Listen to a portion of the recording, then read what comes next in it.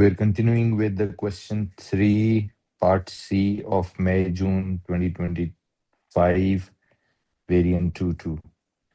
Okay, so up to part B we have done. This is the part C. Get a hydrocarbon Y contains two carbon-carbon double bond groups. There are no other functional groups present. Y reacts with excess of H2 to produce hexane, C6H14. Okay. इसमें दो ये diene है. इस diene की जब hydrogenation किया बच्चों तो हमारे पास बन गया है C6H14. This is what it says. Okay. Now, what it says, calculate the enthalpy change per mole of C6H16 produced in this reaction. Okay. So we have to tell how many of this is produced in this reaction. Right. So,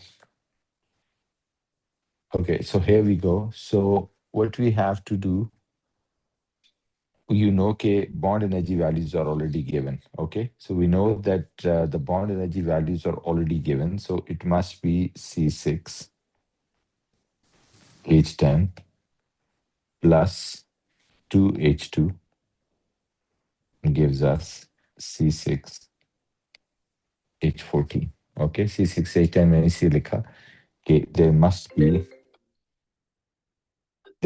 be two double bonds. Okay, so C6H must have two double bonds. Okay, so इसलिए मैंने इसको C6H10 लिखा. Right, so if you write 1, 2, 3, 4, 5, 6, so here is the double bond and here is the double bond. Here, here, here, this one, plus 2H2 gives us C6H14. Okay, so if you look at this, there are two double bonds here, one at this point, one at this point. Okay, they all break. So now we have to say how many of the double bonds break, because the formula says that delta H is equal to sum of bond energy of reactant minus sum of bond energy of products. So reactant side पे two double bonds break हो रहे हैं. So two double bonds means 610 times 2 plus 1, 2, 3 single bonds break हो रहे हैं. So 350 times 3 plus 1, 2, 3, 4, 5, 6, 7, 8, 9, 10. 10 hydrogen के bond break हो रहे हैं. So 10 times 410 CH bonds जो हैं. Okay. Double bond break हो रहा है. Carbon carbon single bonds break हो रहे हैं और जो कार्बन हाइड्रोजन के बॉन्ड्स ब्रेक हो रहे हैं, प्लस ये जो H के भी दो बॉन्ड ब्रेक हो रहे हैं ना, तो H जो है वो कितना है, वो 436 times 2. Okay, so these are all the bonds which are broken minus the bonds that will form. So C6H14 तो 1, 2, 3, 4, 5, 6 तो ये है. तो जो बॉन्ड्स फॉर्म हो रहे हैं 1, 2, 3, 4, 5. CH के कितने बॉन्ड्स फॉर्म हो रहे हैं? 5. So 350 times 5 plus CH के कितने हैं? 10. So 410 times 10. These are the bonds that is going to be formed. Okay. So these are the bonds that are going to be formed. 410 times 1, 2, 3, 4, 5, 6, 7, 8, 9, 10, 11, 12, 13, 14. Sorry, ये 14 है. Or 350 times 5. Okay. Once you put them together, so that goes 7242 minus 7490. Okay, so that goes minus 248 kilojoule per mole, and that is going to be the delta H. So this is minus 248. This is the answer. I hope you got it. Right so this is बच्चों we have to do ये मुझे कैसे पता चला ये मुझे इसने hint दिया हुआ था कि C6H14 जिससे बना है उसमें दो वो हैं डबल बॉन्ड्स हैं okay carbon carbon double bonds दो हैं alright so that was the answer clear है बच्चों okay next the next thing she says hydrocarbon Y reacts with H2. Figure 3.3 shows the distribution of energies of H2 at temperature T. This is Maxwell-Boltzmann distribution of molecular energy curve I can see. Annotate figure 3 to show the effect of adding nickel to Y and H2 at a temperature T. Temperature T पे अगर आप निकल डालेंगे तो आप कहते हैं जी निकल क्या है निकल is the catalyst. So what is going to do is going to move this activation energy वाला backwards. So for example ये यहाँ चला जाता है. Okay, so this is new activation energy with catalyst. Okay. So catalyst louvers the activation energy ये हमें पता है इसलिए मैंने उसको कम उस पे बना दिया area B not labeled in figure 3.3 represents the number of molecules with energy greater than or equal to activation energy when nickel is added at a temperature T. Okay, state the difference if any between let's say the difference any between area A and B. Explain the significance of your answer on the rate of hydrogenation of Y. Give your answer in terms of collisions, right? So when वो कह रहे हैं कि आपने ये बताना है number of molecules is greater अब जब आपने कैटलिस्ट डाला तो ये सारे बच्चों ये देखिए ये जो एरिया है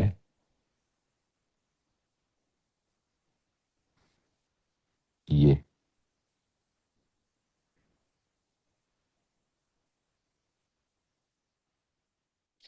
अब ये वाला भी इसके साथ शामिल हो गया इसके साथ तो क्या शेडेड एरिया ज्यादा हो गया हम कहते हैं यस शेडेड एरिया ज्यादा हो गया ठीक है तो उससे क्या होता है उससे होता है आप कहते हैं इसके जो नंबर ऑफ और शेडेड एरिया किसे रिप्रेजेंट करता है नंबर ऑफ मॉलिक्यूल्स आपको याद है मैक्सवेल बोल्ट्जमैन में हम कहते हैं कि shaded area represent number of molecules having energy more than activation energy तो आप कहते हैं जी कि क्या हुआ नंबर ऑफ मॉलिक्यूल्स तो area B represents the number of molecules energy greater than when nickel is added state difference if any areas A and B आप कहते हैं जी एरिया बी में there are more molecules having energy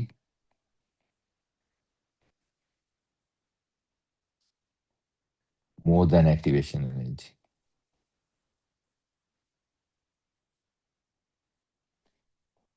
As larger area now, right? इससे क्या होगा resulting increase in number of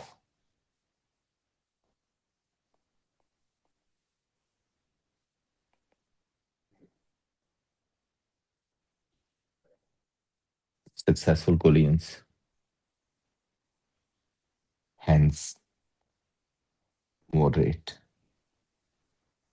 ये वही कैटलिस्ट का इफेक्ट हमने पढ़ा भी था मैक्सवेल बोल्ट्जमैन के उसमें कि जब कैटलिस्ट डालते हैं तो ये जो एरिया था जो पहले था more than activation energy representing number of molecules ready to react अब वो कह रहा है ये भी इसमें ऐड हो गया ये वाला तो उससे क्या होता है सक्सेसफुल कोलिजन ज्यादा होती हैं रेट ज्यादा हो जाता है got it this what it says alkene Z contains two carbon-carbon double bonds. Z reacts with excess of hot concentrated acidified KMnO4 to produce only this.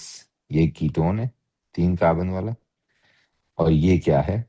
ये एक COOH डायोइक एसिड है, propane dioic acid, carbon dioxide of water.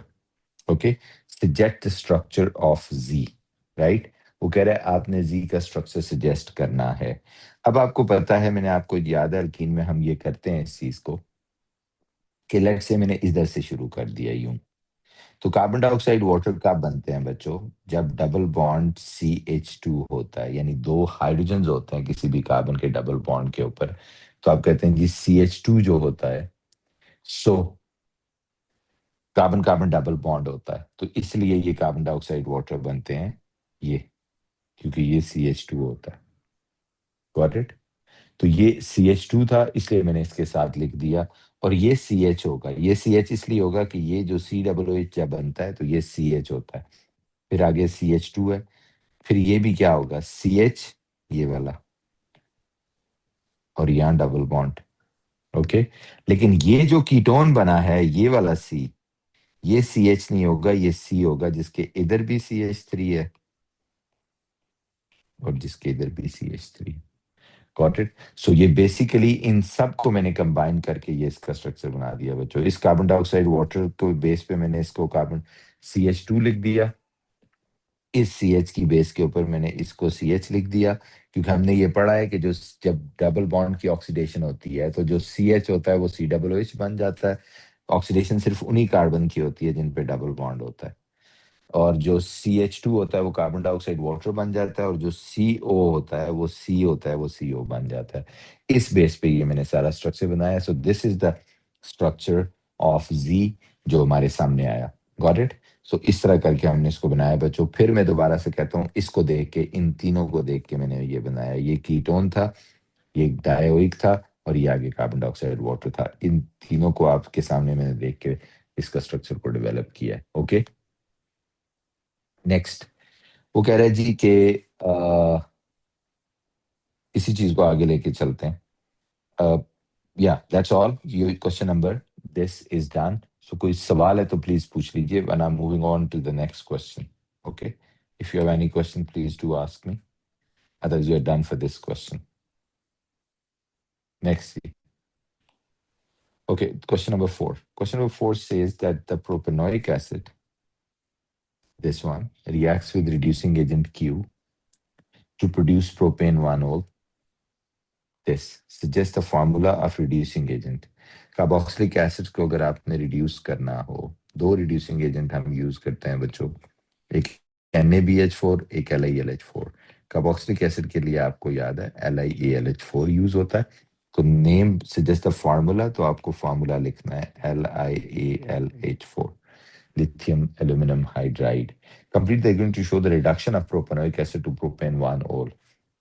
Reduction में आपको याद होगा हमने ये कहा था कि 4 हाइड्रोजन ऐड होंगे इसमें, जिनमें से 2 हाइड्रोजन तो इसको CH2OH बना देते हैं. ये देखिए, ये CH3 CH2 तो ऐसे ही होगा, इसको बना दिया CH2OH, प्लस जो बाकी 2 होते हैं वो इसको वाटर में कन्वर्ट कर देते हैं. Okay, and the propane 1-ol is converted to compound T in 3 step synthesis. ये जो प्रोपेन 1-ol बना है, in step 1 SOCl2 added to propane 1-ol to produce compound E.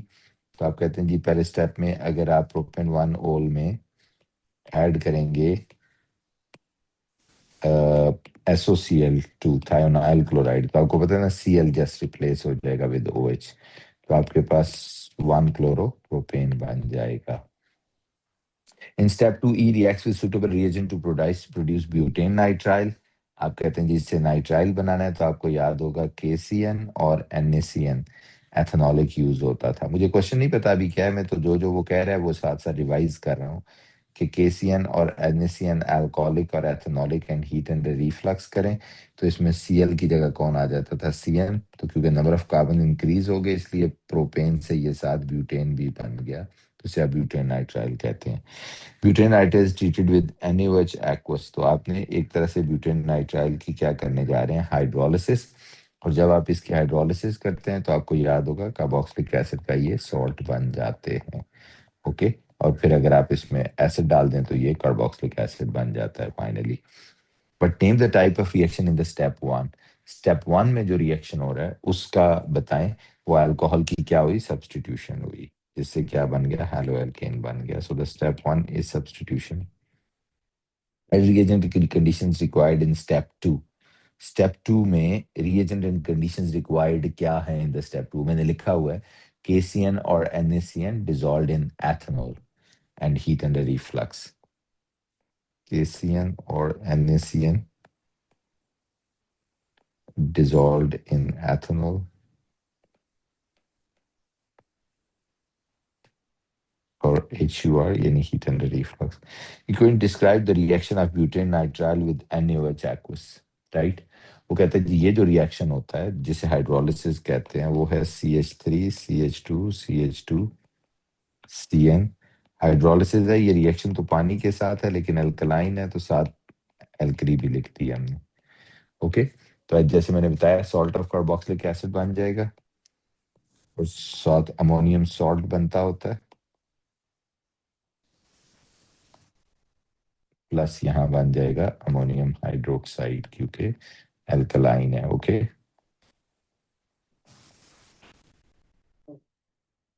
Right. Salt of carboxylic acid Na और साथ में ammonium hydroxide बन जाएगा। Okay, या फिर आप इसको NH3 भी लिख सकते हैं और NH3 एक्वस, राइट। उसके बाद वो कहता है name the type of reaction that occur in step 3। Step 3 में जो रिएक्शन हुआ है आप उसे प्रिसाइजली अल्कलाइन हाइड्रोलिसिस कहते हैं। हाइड्रोलिसिस ऑफ नाइट्राइल होती है दो तरह की, एसिडिक और alkaline. Okay, this is called alkaline hydrolysis. Next कहते हैं compound ABC belong to the alcohol homologous series। each molecule is uh, each molecule is each molecule of ABC contain 4 saturated atoms, right? अब ये कह रहा है कि 4 saturated atoms हैं उसके अंदर। Okay, identify the type of shown in the saturated carbon atoms। Saturated का मतलब होता है बच्चों कार्बन कार्बन सिंगल बॉन्ड। जब भी कार्बन सिंगल बॉन्ड बनाता है तो कौन सी हाइब्रिडाइजेशन होती है उसमें, sp3। आपको याद होगा कल भी शायद हमने इस पे बात की थी कि अगर कार्बन में, ये देखें, अगर कहीं पे सिंगल बॉन्ड कार्बन हो जैसे ये है तो इसे कहते हैं sp3 हाइब्रिड है। अगर डबल हो तो इसे कहते हैं sp2 हाइब्रिड है। ये क्या है, ये भी sp हाइब्रिड है। अगर ट्रिपल हो तो sp हाइब्रिड है। ओके, सो जब भी सिंगल बॉन्ड होगा सैचुरेटेड का मतलब होता है single. And gas produce when Na is added to the separate sample of each alcohol. आप कहते हैं जी ABC तीनों अल्कोहल्स थे और उसमें जब आप Na मेटल डालते हैं तो आपको याद होगा क्या होता है, वो डिस्प्लेस कर देता है H को और कौन सी गैस बन जाती है, H2 gas.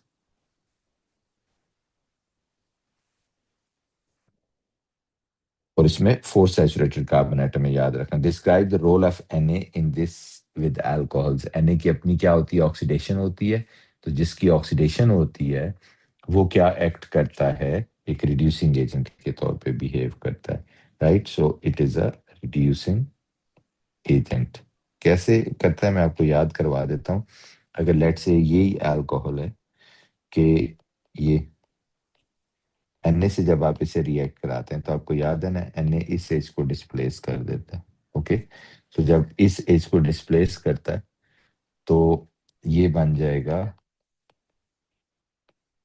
ONA plus half H2। Okay, ये तो आपने देखा सोडियम 0 से +1 हो गया तो इसकी क्या हो गई है, ऑक्सीडेशन हो गई है। So it is under going, it is undergoing oxidation reacts a reducing agent. Okay, so it is acting as a reducing agent, right? Next, कह रहे जी कि table 4.1 shows the results of two tests, separate samples of A, B, C. ठीक है, A, B, C के ऊपर हमने कुछ test किए हैं, राइट? वो कह रहा है ये टेस्ट जो हैं, लुक एट देम। अब ये तीनों अल्कोहल हैं, सैचुरेटेड हैं, ये तो हमें पता है। कहते जी एक तो हमने हीट अंडर रिफ्लक्स K2Cr2O7 किया है, remains orange, so no oxidation of this alcohol A। ओके, अल्कोहल A की कोई ऑक्सीडेशन नहीं हुई है। ऐसी भी अल्कोहल होती है जिसकी ऑक्सीडेशन ना हो, इस दोनों में हुई है। हम कहते हैं ऐसी अल्कोहल होती है। वो कौन सी अल्कोहल होती है? आप कहते हैं वो टर्शियरी अल्कोहल होती है। तो ये 4 कार्बन वाली टर्शियरी अल्कोहल है, और इसमें अल्कलाइन एक्वस से भी रिएक्ट नहीं कर रहा, और इसमें भी नहीं कर रहा, और इसमें कर रहा है। ओके, सो ए का स्ट्रक्चर वो कह रहा है बनाओ, तो ये तो मुझे समझ आ गई। 4 कार्बन है बच्चों, ये ऊपर लिखा हुआ था कि 4 कार्बन अल्कोहल है, ठीक है, और टर्शियरी है। कह रहा है मुझे स्ट्रक्चर बनाओ, तो ये तो बड़ा आसान हो गया।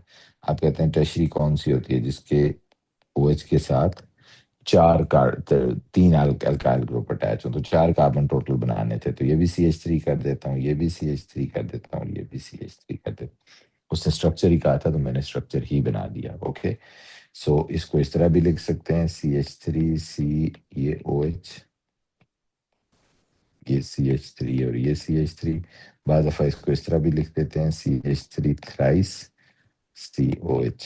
Okay, deduce the possible name for the B का नाम क्या होगा? आप कह रहे हैं जी ये जो इस तरह लिखा है, तो नाम लिखना जरा आसान हो जाएगा। इधर देखो बच्चों, प्रोपेन है, तो प्रोपेन 2 ओल है, और 2 पे मिथाइल भी है। ओके, सो क्या नाम होगा?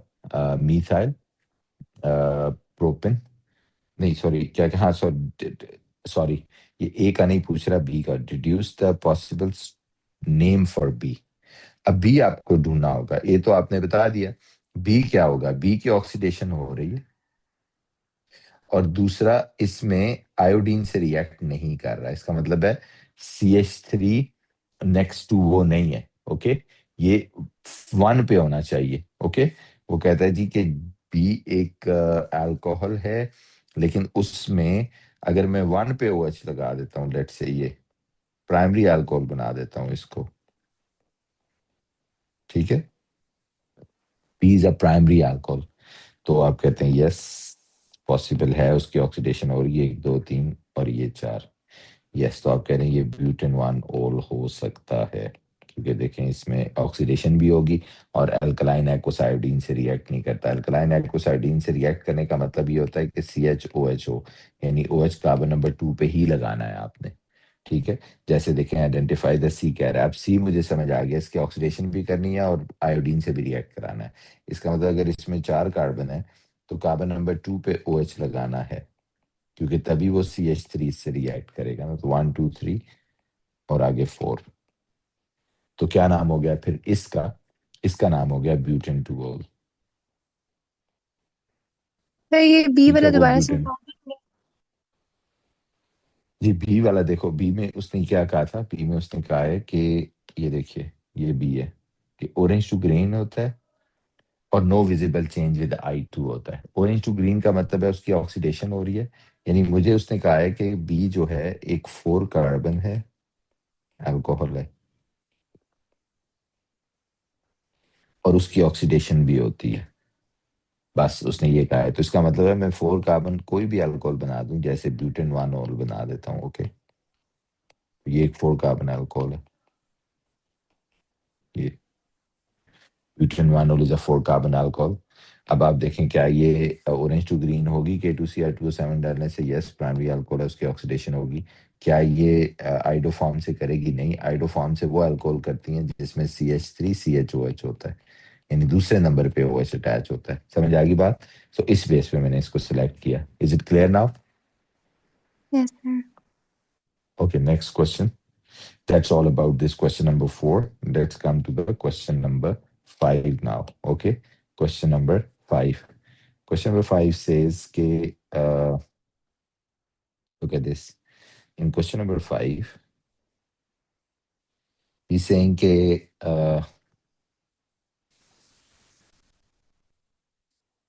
sorry,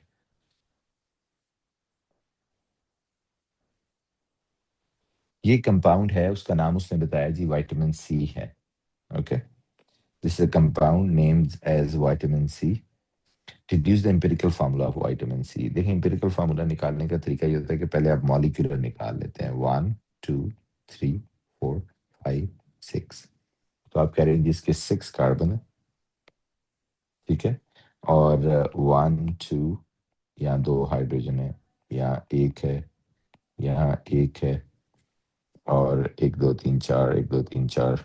अब देखें हाइड्रोजन कितने हैं, 1 2 3 4 5 6 7 8, C6 H8, और O कितने हैं वो तो नजर आ रहे हैं, 1 2 3 4 5।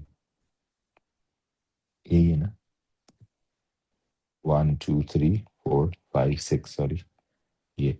अब इसको सिंप्लीफाई कर लो, छोटी वैल्यू 3 से डिवाइड कर लो, 2 से, सॉरी 2 से तीनों डिवाइड हो जाएंगे, तो ये बन जाएगा C3H4O3। दिस इज एम्पिरिकल, ये मॉलिक्यूलर था और ये उसका एम्पिरिकल आ गया। एम्पिरिकल के लिए छोटी सिंप्लीफाई करना होता है। ओके, कह रहे जी a mass of vitamin C present in 150 gram of lemon is found in an experiment। ठीक है, 150 ग्राम लेमन का था, उसमें विटामिन सी है। All the vitamin C in 150 gram of lemon is extracted in dissolve water to make 100 cm cube solution of L. Solution of L क्या है, vitamin C है और 150 ग्राम है और 100 cm क्यूब में डिसॉल्व है। Whether 25 cm cube of this sample of solution L is titrated with this iodine। अब इसमें से कितना लिया है, 25 cm cube। ओके, और इसको उसने टाइट्रेट कर दिया विद आयोडीन। कह रहे जी exactly 36.65 cm cube of iodine. ठीक है, यानी आयोडीन की कॉन्सेंट्रेशन भी है। ये बड़ा इंपॉर्टेंट होता है इस तरह के सवाल में, जिसकी कॉन्सेंट्रेशन और वॉल्यूम दोनों दिए होते हैं, हमेशा उसी से शुरू करना होता है। ओके, आयोडीन की कॉन्सेंट्रेशन भी है और आयोडीन का वॉल्यूम भी। ओके, और 25 cm क्यूब ऑफ एल से रिएक्ट करता है। तो बेसिकली ये काइंड ऑफ टाइट्रेशन थी जिसमें मैंने ये 25 cm क्यूब लिया एल का और उसको जब टाइट्रेट किया विद आयोडीन, ठीक है, जिसकी कॉन्सेंट्रेशन वॉल्यूम दोनों पता थे। Calculate the amount in moles of I2। तो जैसे मैंने कहा था जिसकी कॉन्सेंट्रेशन वॉल्यूम पता हो उसी के मोल निकालने होते हैं सबसे पहले। तो करें जरा बच्चों, मेरी हेल्प करनी होगी आपको। N is equal to C into V over 1000 होता है। तो नंबर ऑफ मोल्स में कॉन्सेंट्रेशन कितनी है, 5 times 10 to the power -3 into volume कितना है, 36.65 डिवाइडेड बाय 1000। तो ये आ जाएगा अमाउंट ऑफ आयोडीन जी। ठीक है, किसी के पास कैलकुलेटर है तो जरा चेक करें। दैट गोज 1 पॉइंट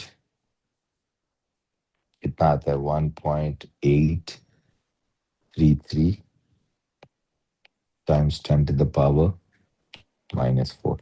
है किसी के पास कैलकुलेटर तो काउंटर चेक कर लें, यही आता है। So this is the moles of iodine. Next आ जाता है in the next part is saying कि ये जो use your answer to B1, use your answer to B1 to calculate the percentage by mass of vitamin C in 150 gram of this। वो तो तभी पता चलेगा जब आप आयोडीन के मोल्स निकाल लेंगे। If you are unable to calculate the amount of iodine in this, तो फिर ये कर लो, but we have been able to calculate. अगर ना होते तो हम ये वाली वैल्यू यूज कर लेते। Okay, but anyways at this moment we have that कि आयोडीन के कितने मोल्स यूज हुए हैं। तो देखो इसकी क्या रेशो आ रही है बच्चों, क्या 1:1 है इसके साथ? हम कहते हैं यस कि 1:1 ही है। तो आप कहते हैं जी इसका मतलब ये हुआ कि अगर आप देखें तो आयोडीन और विटामिन सी की आपस की रेशो 1:1 है। तो अगर आयोडीन के मोल्स जो यूज हुए हैं 1.833 -4 हैं, तो इसके भी क्या हो जाएंगे, 1.833 times 10 to the power -4 in what, in 25 cm cube. ये किस में आ गए, 25 cm क्यूब में। लेकिन जो एक्चुअल सोल्यूशन था आपको याद है वो कितना था, 25 तो हमने यहाँ लिया था ना, इधर एक्चुअल सोल्यूशन तो 100 था। तो उसमें कितने होंगे मोल्स ऑफ आयोडीन? तो आप कहते हैं जी I2 इन 100 cm क्यूब जो होगा वो होगा 1.833 टाइम्स 10 टू द रेशो किया टाइम्स 4 कर लें, 25 में है तो 100 में निकालना है, मल्टीप्लाइड बाय 4 कर दिया। So these are the moles. हमें लेकिन स्टिल मैथ चाहिए, तो मैथ ऑफ I2 कितना हो जाएगा?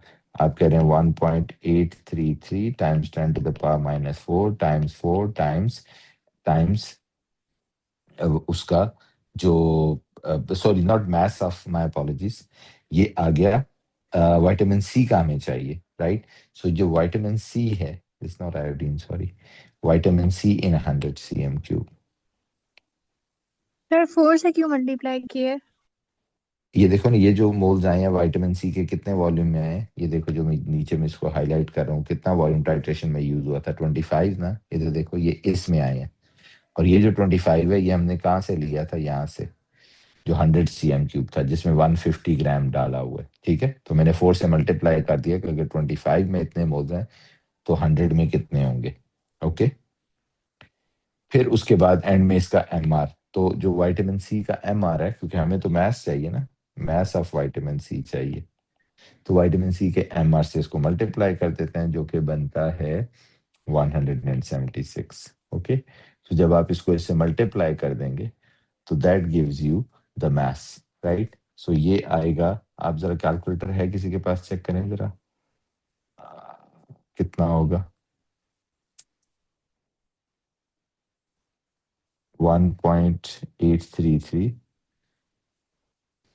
times 10 to the power minus 4 multiplied by 4 multiplied by 176, and that goes 0.129. So this is 0.129 gram, okay?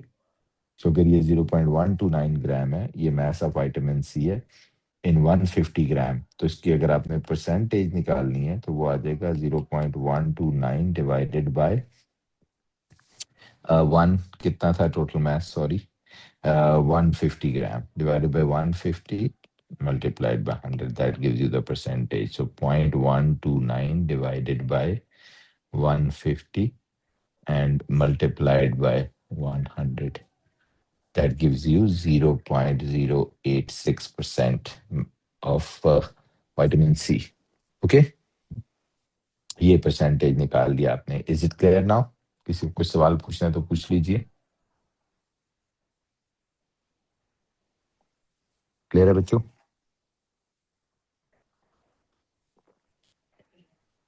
Next, the progress of the reaction in vitamin C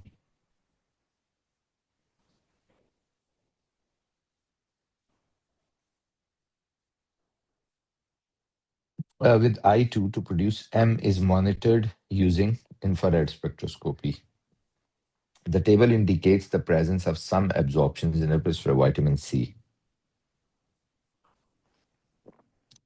Complete the table 5.1 to predict which of these absorptions, if any, are present in the infrared spectrum of M. Vitamin C से वो M में convert हुआ है, वो कह रहे जी आप बताएं कि M में कौन सी पीक प्रेजेंट होंगी। अब देखें, आपको मैंने कल भी बताया, हम हमेशा बताते हैं कि IR बहुत सिंपल चीज है। IR में स्पेक्ट्रम में सिर्फ बॉन्ड्स आते हैं, बस बॉन्ड्स की पीक्स होती हैं, तो आपने डिफरेंस इन बॉन्ड्स देखना है। आपने कहना है जी कि मिसिंग क्या हो गया, देखिए OH OH OH OH हम कहते हैं, वो तो है इधर भी। व्हाट इज मिसिंग, हम कहते हैं जी एक चीज मिसिंग हुई है, और वो मिसिंग क्या हुई है जरा गौर से देखें। व्हाट हैज बीन मिस्ड, आप कहते हैं सिर्फ और सिर्फ एक ही बॉन्ड मिस हुआ, और वो कार्बन कार्बन डबल बॉन्ड है, बाकी सारे बॉन्ड्स हैं। सो इसका मतलब है जो peak C double bond O की वजह से आ रही थी वो भी आएगी, जो OH की वजह से आ रही वो भी आएगी, जो डबल बॉन्ड की वजह से आ रही थी वो नहीं आएगी M में। तो आप कहते हैं जी यहाँ ये जो 1500 से 1680 है, वो तो मुझे इधर देखिए नीचे जाके मैंने देख लिया, ये तो कार्बन कार्बन डबल बॉन्ड की वजह से, ठीक है, ये मिस हो जाएगी, ठीक है, ये ब्लैंक होगी, यहाँ नहीं होगी M की। 2850 टू 2950 ये CH की वजह से, ये देखें मुझे कैसे पता चला ये। हम क्रॉस भी आप लगा कहते हैं सकते थे ये, ना? जी हम क्रॉस भी लगा सकते थे ना, मतलब आपने ब्लैंक लिखा है तो। यस, आप क्रॉस भी लिख सकते थे, या नो पीक या peak absent in the spectrum of M. ये देखिए 3200 से 3650, 3200 से 3650 ये है वो OH की वजह से। ओके, तो आप कहते हैं ये भी होगी। This is how we determine. Got it? Right, that's the end of this paper as well बच्चों। राइट, सो ये पेपर भी यहाँ पे एंड हो गया। कोई क्वेश्चन है इस पूरे पेपर में से तो प्लीज